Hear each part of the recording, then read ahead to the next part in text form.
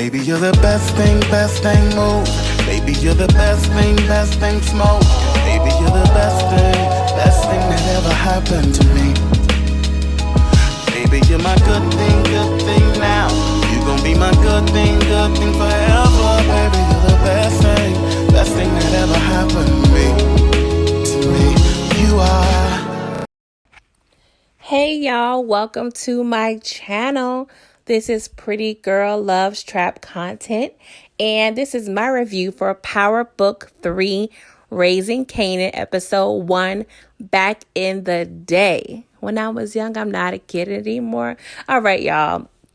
So I must say this is my ish. This is my stilo. New York in the 80s. Just brings back so many memories from my childhood. I'm a Harlem girl, and I was born in the mid-80s, so y'all already know I'm loving everything that is going on in this episode, to the music, to the fashions, to the lingo, everything. So let's get into this episode, y'all. So picture it. Southside, Jamaica, Queens, New York. 1985. It would have been dope if old girl from the Golden Girls. Why can't I remember her name? What is mother's name? Rose, Blanche, Dorothy.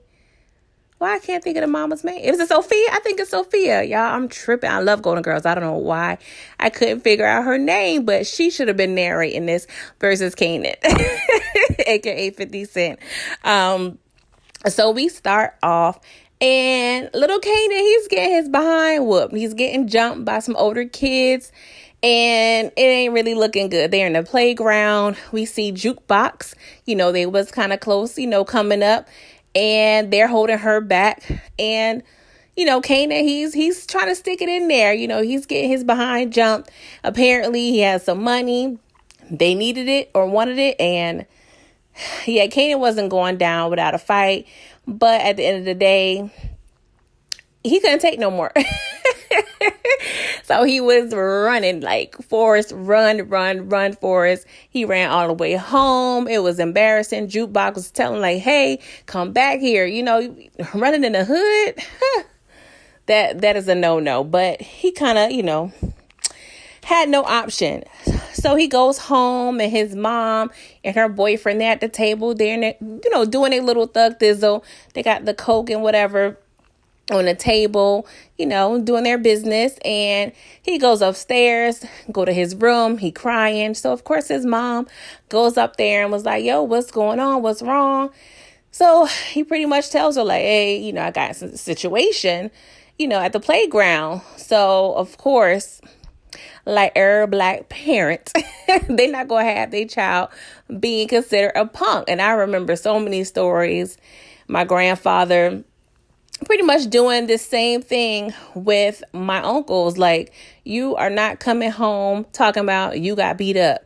So what does she do? So his mom gets a sock, fills it up with some batteries, and say, no, we going to that park. And side note, I'm not familiar with the actress who plays the mom, but she is such a beauty. Like, she reminds me of like a Diana Ross, like regal, classic beauty. She is definitely a beautiful woman, and she definitely does a great job acting in her role. But yeah, so they go ahead back to the playground, and he proceeds to F those boys up.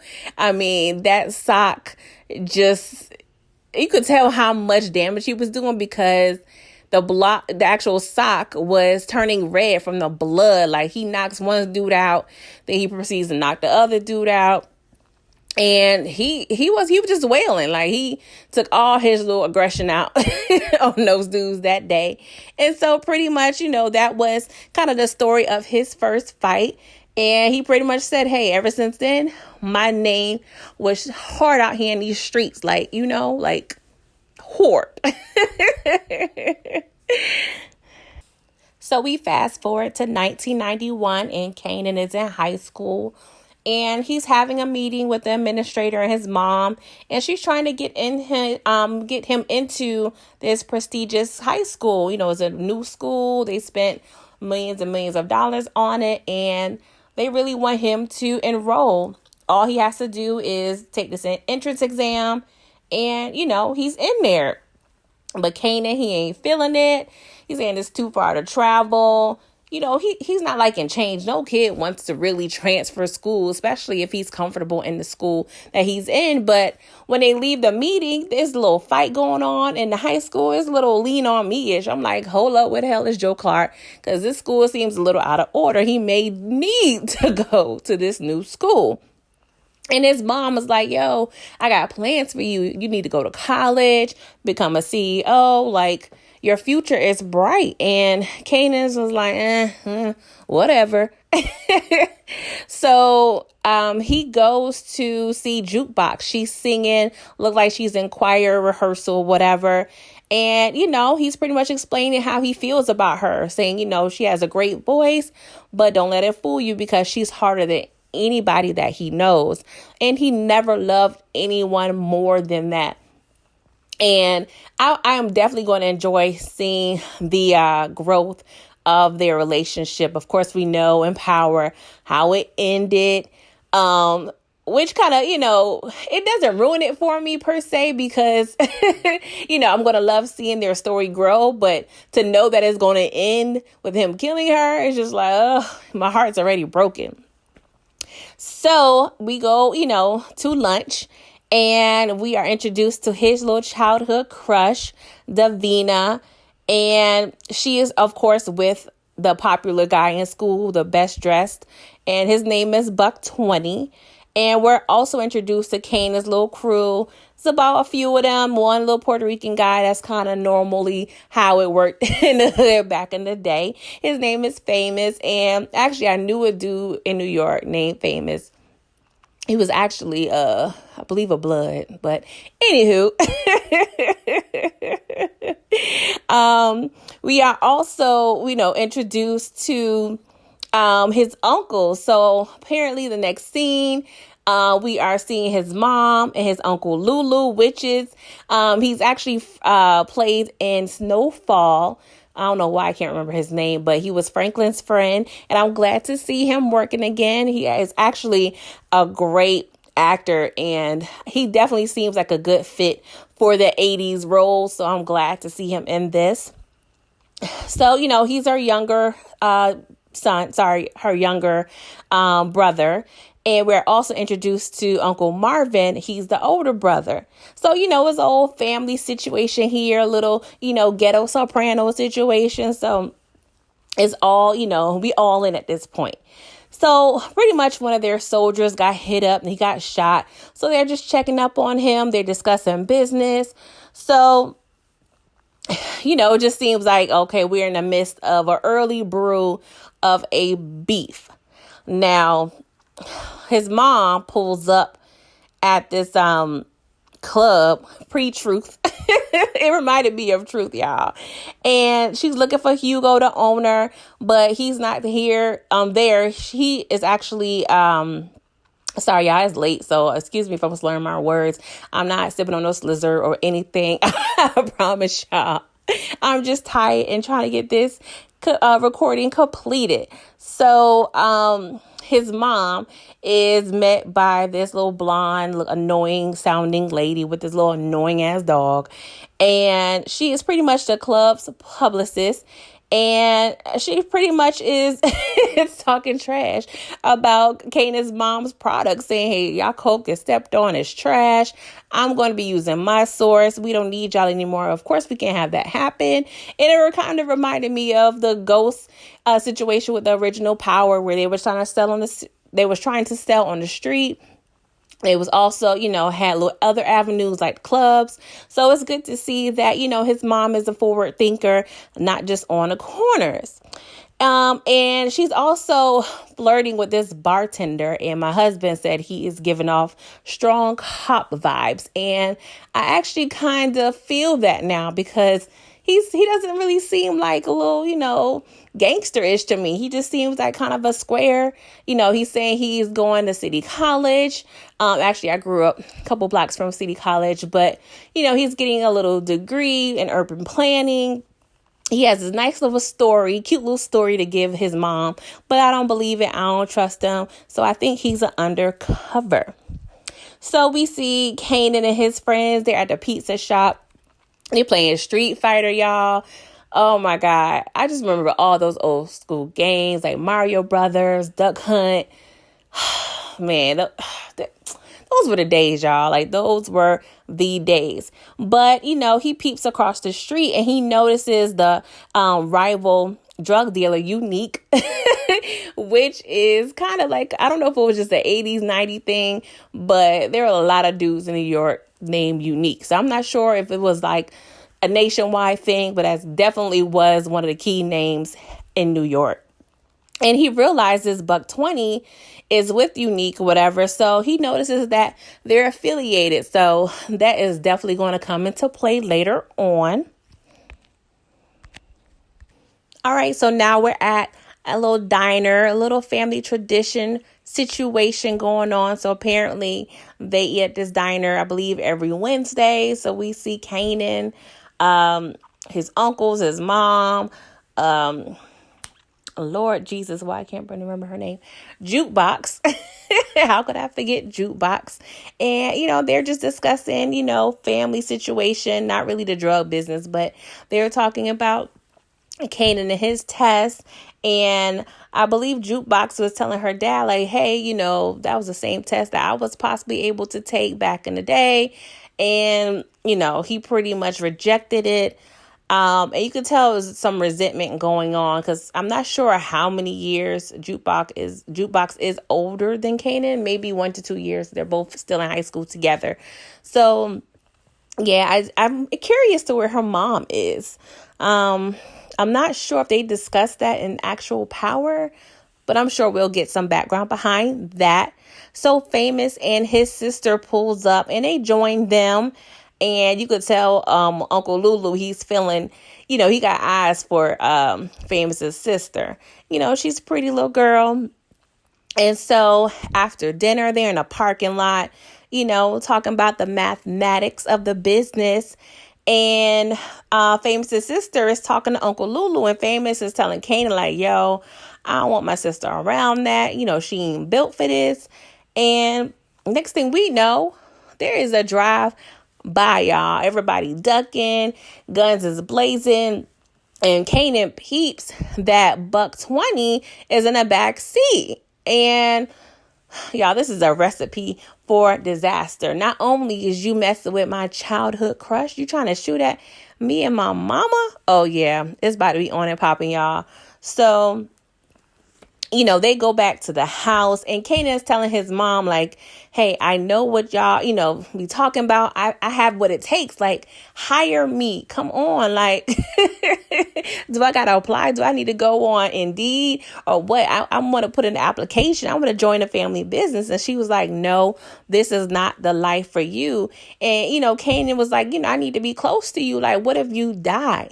And she was like, well, I will take you to your grandma's house. That's why I'm renting her house. And he was like, no, like, I ain't trying to do that. It reminded me of the episode of Martin when he thought he had a son. And he was like, I don't want to go to Arizona. That's why I came to see you, because my mom moving to Arizona. I know that's random, but I don't know why I thought about that. But yeah, he was like, I'm not trying to go to grandma's house. Like, I'm here with you. You my mom. Like, let me be a part of the business. And I don't know why, y'all. I watched Get Rich or Die Trying, which is 50 Cent's kind of like autobiography-ish. And I don't know, it's one of my favorite, like, I don't say my top 10, but it's a movie I can watch over and over again. And I'm blurring the lines between the two because I've seen it so many times. So it's like, am I watching Kanan's story or 50 Cent's story? But I know it's all kind of tied into one. So, but I really enjoy Get Rich or Die Trying, y'all. So Kanan's mom, she meets up with Unique, which is played by Joey Badass. Actually, he is a rapper slash actor. I really don't know his music. I feel hella old saying that because I feel like I should be up on this. But I have seen him act before in Grownish. And he's doing his thing, y'all. Like, he got the gold bling and jewelry. You know, they got the furs. Like, I love this era, y'all. Like, the 80s, it's just something about it. So they're pretty much, just breaking down and kind of giving us some insight into, the situation. They're kind of fighting for blocks or whatever. If you're not from New York, you can kind of pretty much figure out, like, each street, there's a person that, owns that particular block where they can sell drugs at. So they're pretty much trying to figure out the right math and situation, who has what block, so they won't step on each other's toes. So, we cut to the next scene, and then a little annoying white chick, she's having relations, y'all. The good old relations. They having a good old time in her apartment. And she's like, something smells a little off. What's going on? So, she stops the relations with the guy she's relationing with. And she goes into her kitchen, and Lord, why Bella, her annoying behind dog, is in the microwave, burnt to a crisp. I'm like, Lordy. And now I'm trying to figure out, what button did they press? Like, did they press the chicken, the popcorn? Like, how many minutes? I know that's wrong, y'all. Oh, Peter, don't get me. I'm sorry. I'm not a big, animal person. But I still, felt a little bad for Bella. But we already know, who was behind it. But we'll get to it later. So, of course, she is distraught. I mean, I know she didn't get back to the relations because your dog is burnt. I mean, that was her little baby. You can tell she treated that, dog like a child. So, yeah, it's going to be something, y'all. So we see Kanan and his mom. They go to the testing site. He's about to take his little entrance exam for this nice little school that they're trying to go to. And y'all, I immediately got PSD when I saw those little test answer sheets. I hated tests like that in school, like the SATs, all of that. Like, I do not do well with those type of tests because my anxiety, like, I'm constantly looking at the time, like how much time, how many questions, is all these right? Is it A? Is it B? Is it C? Is it D? Lord knows. I got good grades, but I hated tests like that. Like, oh my God, I immediately just started shaking when I saw those bubbling answers. But y'all, he started to look around and notice, like, hey, ain't nobody in here that really look like me. You know what I'm saying? He's seen all these nationalities, and he pretty much just bombs the test on purpose. He answered the first couple right, or, to the answer that he thought it was. And the next thing you know, he just started putting B, B, B, B, B, B, B. Now, he should have did C, but I know he probably would have got more right. Because, that old little trick. If all else fails, put C. But y'all, I'm mad. He went ahead and just turned in the test 3 minutes after they started. And, the proctor looking at him like, what the hell you doing? So y'all, Kanan, he bombed the test. So we know he is not going to that school. So y'all, we get to a scene where we see Kanan's mom's soldier. And I'm sorry, I'm going to get her name. Y'all, I hate saying Kanan's mom, but shit, she his mom. He hands her Bella's dog collar. So, of course, we already knew that she was behind all of that. I'm just curious. I mean, it's TV, and I know people can sneak in houses, but how was they able to sneak in the house and turn on the microwave without old girl knowing? I mean, well, she was having passionate relations, so never mind. So Kanan is at the pizza shop. He's meeting up with his crew, and they're pretty much reporting back to Kanan like, yo, we saw some, of Unique's crew, on your mom's corners. So Kanan was like, dang, they shooting at us. They taking our corners. We got to do something, y'all. We got to handle it. So, his homeboys is down. So we cut to another scene where Jukebox, she's at this little preppy school waiting across the street. And it was playing Back to Life. Back to reality. Y'all, every time the music comes on in this episode, I'm jamming, y'all. Good music, y'all. Good music. So anywho, she pretty much, Jukebox, she approaches this little group of white girls or whatever. And, you could tell it's a predominantly white school, most likely either Catholic or private. And apparently, she met one of the girls at some little choir thing in the previous week or whatever. So they meet up, they go into the little rooftop situation alone. And, the girl was telling Jukebox how pretty she is. And they have a little moment, a little exchange where they're about to kiss. And Jukebox was kind of hesitant. And the girl, notices Jukebox is shaking. So, we're kind of seeing her, deal with her sexuality at this point, and she's not really comfortable. So, we do know in Power that Jukebox was lesbian. So, we're going to see her develop, that and, that particular journey. So we see Kanan and his crew, they kind of scoping out his mom's corner, and he see, Buck 20 there and some other dudes. So they go and get the blickies. They tool up and they pretty much just start busting, and they ended up shooting Buck 20. And Buck 20, I don't know if anybody else got shot, honestly. I can't remember. But Buck 20, he was on the ground, and, he was just, kind of spitting out, how they do when they about to die. And Kanan was like, he's talking, he's saying something. So he goes over there. Annoying. I'm mad at this point. And so he's like, huh? I can't hear you. What you say? I mean, not exactly, but that's pretty much how it was. And so he gets to the point where, he gets so close where Buck 20 grabs his sweatshirt, his hoodie, and his hand is all bloody. I'm like, Lord, the little CSI person in me is like, no, evidence. Kanan, what are you doing? I'm so annoyed at this point. But sirens come, we hear the sirens, so everybody ends up running away. So, y'all, Kanan, he got his first body, y'all. Oh, Jesus. We know it's more to come after that. So we see his mom is on a date with a bartender, and, he's talking about urban planning and just his whole little spiel about it, giving her a little history about the city. I'm like, yeah, he's a cop. He got to be a cop. He smells like a cop. He looks like a cop. Like, he's a cop. Like, I'm over it. I hope she realizes it before it's too late. I just... Y'all, I'm annoyed. I'm really annoyed.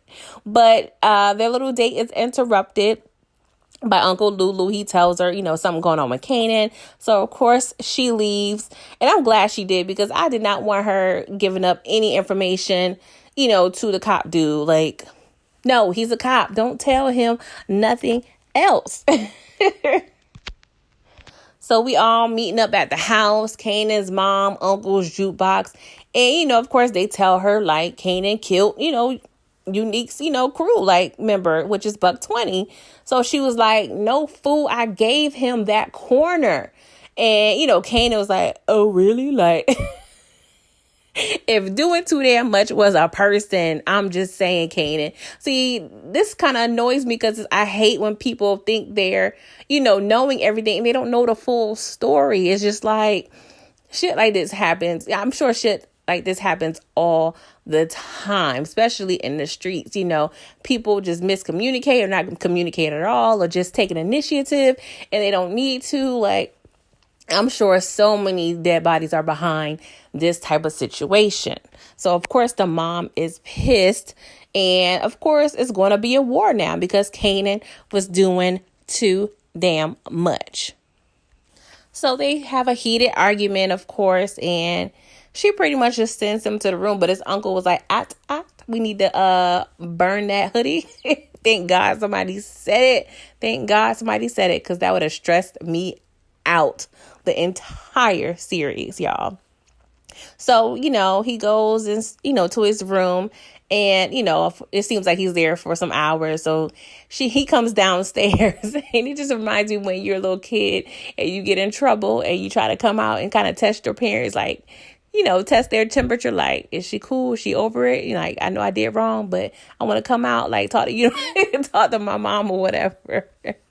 But she was like, nah, it ain't the time. Like, I ain't in the mood right now. But she tells him to take the trash out. And as soon as she said that, I'm like, Lord, this ain't good. Because at the end of the day, I'm annoyed because y'all just killed somebody from a rival gang. Y'all need to be like beefed up with security. Like, come on. So, of course, he goes outside. Somebody, of course, is, scoping out the house.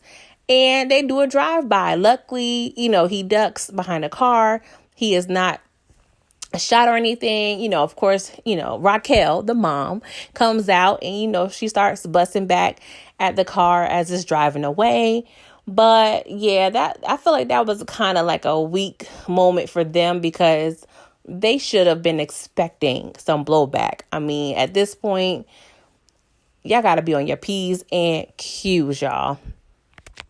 So, of course, the cops show up, they, doing a cop thing or whatever. And we are introduced to Omar Epps. He's playing a detective, and y'all don't know, but I love me some Omar Epps, y'all. Like, from Juice, from The Wood, from Love and Basketball. Like, I just realized, like, he is in like half of my top 10 movies, y'all. He can do no wrong in my eyes. I love Omar Epps. And he's pretty much playing that, cool ass detective that has his ear to the streets, no BS. Like, he's really like that dude. So, of course, he's asking them like, hey, y'all want to tell me what happened? She pretty much like, no. He's like, all right, now y'all better watch y'all back. So, Raquel, she meets up with Unique again. And, she offers him, some bands for Buck 20's family. He's like, nah, son, that ain't enough. Like, come on, my crew gonna look at me crazy if I let you up in here.